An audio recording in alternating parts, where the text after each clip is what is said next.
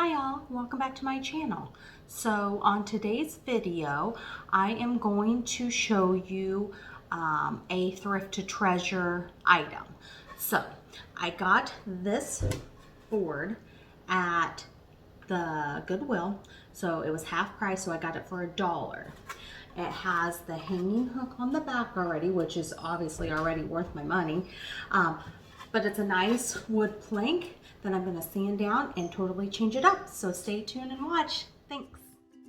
So the first thing that we need to do is get this sanded down. So I'm just taking, I think it was 100 grit sandpaper with my electric sander and just sanding it till smooth. The sunshine, just the letters kind of stuck up a little bit.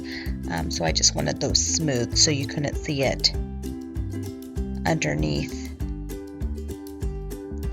After I sanded it down, I took it inside and I wiped all the leftover dust off. Using my Waverly Ivory chalk paint, I go ahead and just put one coat over to cover that. It's going to get covered up again, so I didn't need more than just the one coat. It covered well.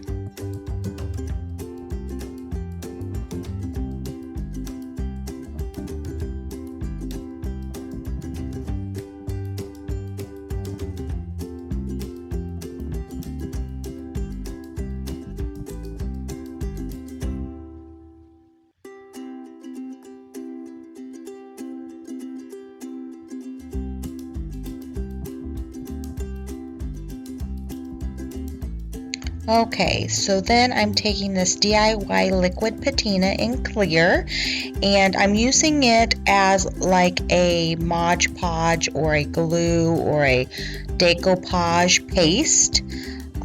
So I have this tissue paper that I got at Hobby Lobby. It was on sale, so it was $1.99 and it was 50% off. So I picked up this,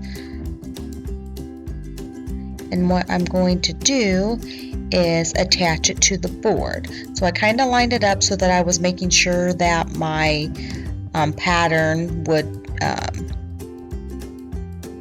line up and not get crooked or be crooked. So you've put your first coat down of the liquid patina or your Mod Podge or whatever you want to use. This is called decoupaging. I do not mind having a few of the creases in the paper. I just like the look of that. I didn't want it perfectly flat on the board, so I did smooth out some of them, but I was okay with a little bit just to give some texture. So then again, you're just adding that liquid patina, using it as kind of like a glue to glue the paper, the tissue paper down onto the board, and then just smoothing it out, trying to get as many creases out as you like. The heavier the paper, the less, creases you may have, but it might be easier to work out the bubbles with like a credit card or something to kind of push them out. But this is pretty thin tissue paper. So I'm just going around the whole board, adding that liquid patina.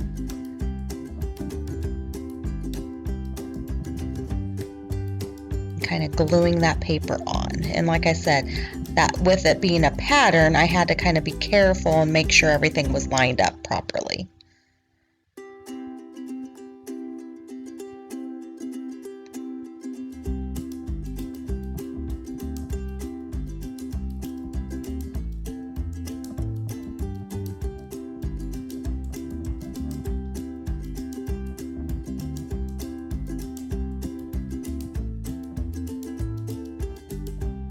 So as you can see, this didn't cover the whole board, so I had to come in and kind of find the matching tissue paper to finish it off with. So I matched up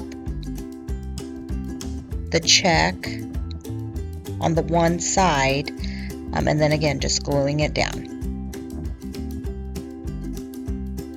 And you'll see when I lift up the other side here after I get this done, how I matched it up, because I'll lift it up here and see how that matches perfectly. And then I'll just glue that on top of it. So with this being really thin paper, it does tear easily if you work with it too much. I had a little tear. Again, though I didn't want it to be perfect looking.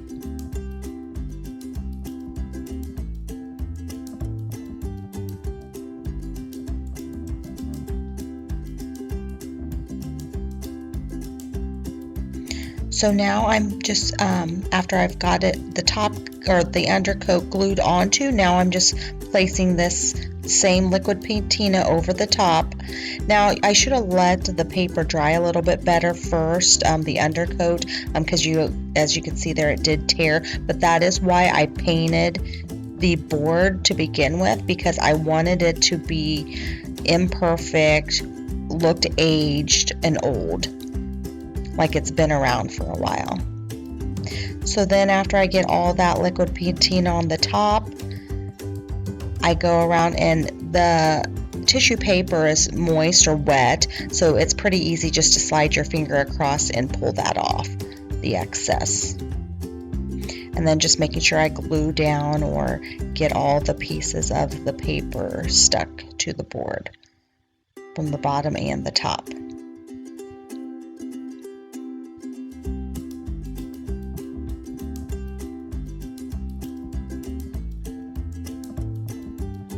And you don't have to put it on the whole piece.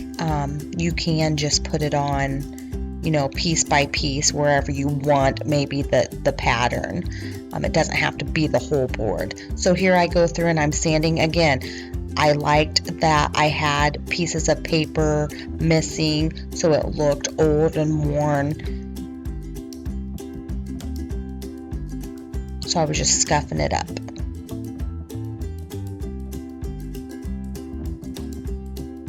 So I'm making this back into a sign. So I'm taking my stamps. I started out with the white ink, and it looked okay, but it still just looked too white and perfect. Like I wanted it to look old.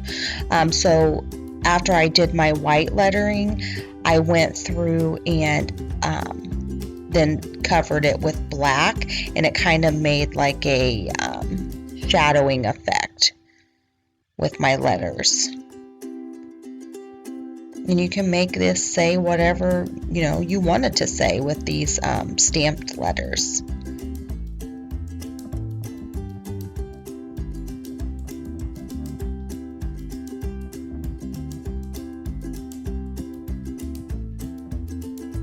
I did put some blue painter's tape across for my first row just to make sure that I was going straight across.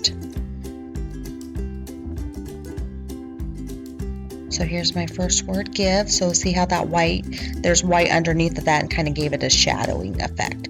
So I'm just going along here. Here's where I did the white first, so I could show you how I did that first and what it looked like, and then putting then the black over the top of it.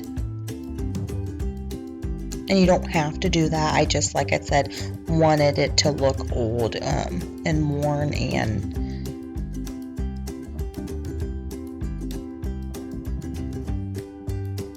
imperfect.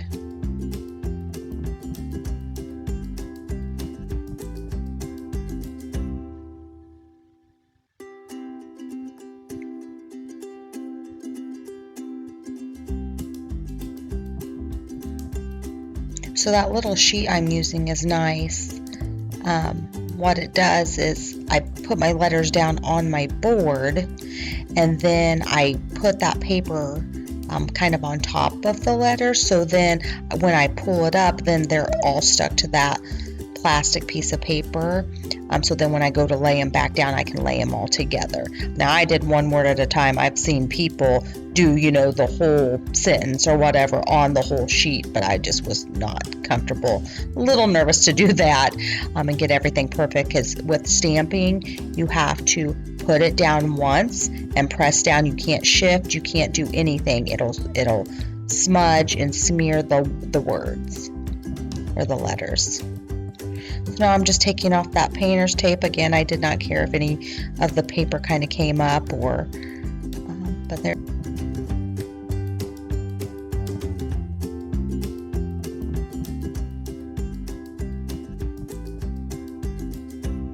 So I had all the letters laid out, and then I put that plastic over like I was talking about.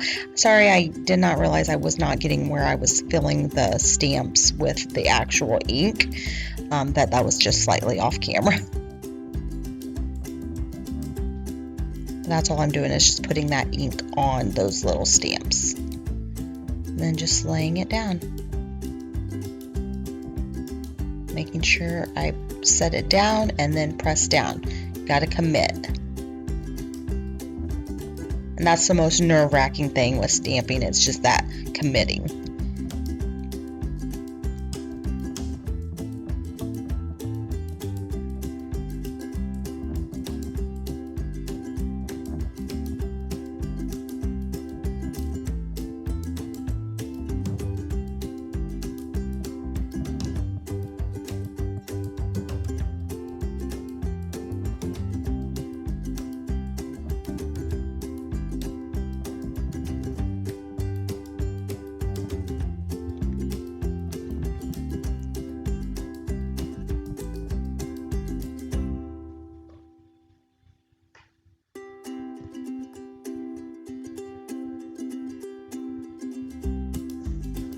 And then here's all of the words. So here's the stamps that I use. They're from IOD, Iron Orchid Design, and then the size of them. Well, I guess not the size, just all the letters that come in there.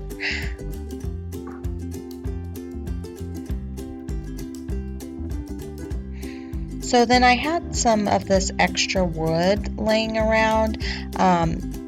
Joe, my husband, had gotten it. They're actually just stakes that we use for our trees. So I'm like, I'm going to use that and just kind of frame this out. So I had him help me on that, making the 45-degree angles.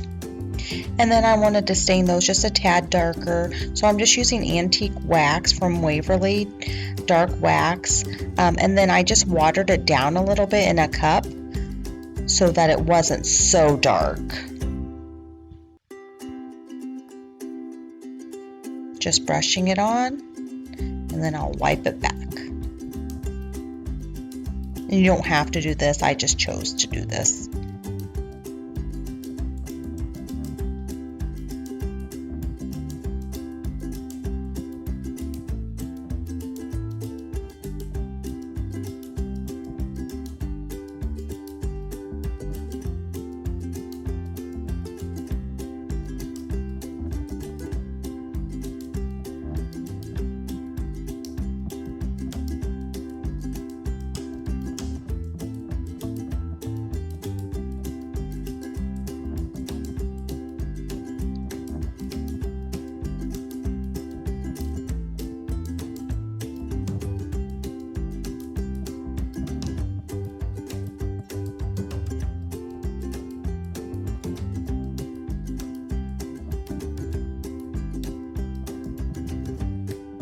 And then I just went around and I have a nail gun and nailed this to the board.